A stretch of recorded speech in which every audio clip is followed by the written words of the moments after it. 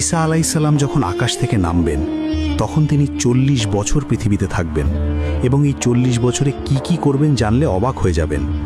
দাজ্জাল হত্যা, বিয়ে, সন্তান, শেষে মৃত্যু, সব বিস্তারিত। শেষ পর্যন্ত দেখুন।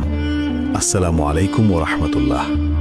তিনি যখন নামবেন, রাসূল সাল্লাল্লাহু আলাইহি ওয়াসাল্লাম বলেছেন, ঈসা আলাইহিসসালাম দামেস্কের সাদা মিনারের পূর্ব দিকে নামবেন, 2 ফেরেশতার ডানার উপর ভর করে, হলুদ কাপড় পরা, মাথায় চুল ভেজা, 33 বছর বয়সের যুবক। ফজরের নামাজের সময় ইমাম মাহদী তাকে দেখে বলবেন, আপনি ইমামতি করুন, কিন্তু ঈসা আলাইহিসসালাম বলবেন, না, আপনিই করুন, এটাই উম্মতের সম্মান। প্রথম কাজ, দাজ্জাল হত্যা। নামাজের পর দাজ্জালকে খুঁজতে বের হবেন।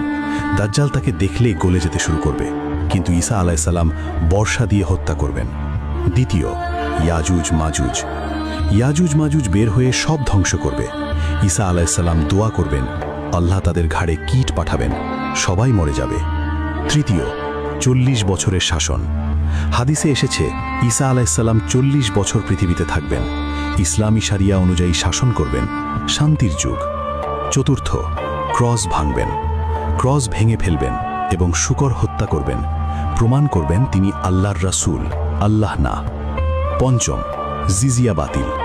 জিজিয়া কর বাতিল করবেন, কারণ তখন ইসলাম ছাড়া কোনো ধর্ম থাকবে না। ষষ্ঠ, বিয়ে এবং সন্তান। অবাক করা।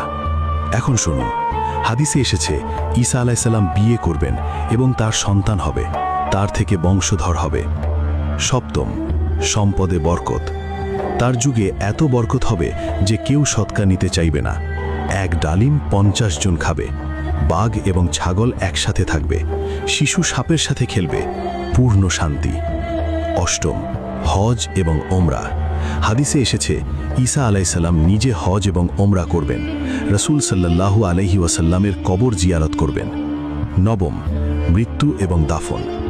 40 বছর পর ঈসা আলাইহিসসালাম মারা যাবেন, মুসলমানরা জানাজা পড়বে এবং তাকে রাসূল সাল্লাল্লাহু আলাইহি ওয়াসাল্লামের পাশে দাফন করা হবে, মদিনায় আবু বকর রাদিয়াল্লাহু আনহু এবং উমর রাদিয়াল্লাহু আনহু এর পাশে।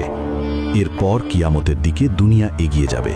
তাই মনে রাখবেন, ঈসা আলাইহিসসালাম আসবেন, দাজ্জাল হত্যা করবেন, 40 বছর শাসন করবেন, বিয়ে করবেন, সন্তান হবে, শেষে মারা যাবেন এবং রাসূল সাল্লাল্লাহু আলাইহি ওয়াসাল্লামের পাশে দাফন হবেন। তো আপনি কি প্রস্তুত? লাইক করুন, শেয়ার করুন এবং কমেন্টে লিখুন সুবহানাল্লাহ। আর আমাদের ইসলামিক 7 চ্যানেল সাবস্ক্রাইব করুন এবং বেল আইকন চাপুন। জাযাকাল্লাহু খাইরান।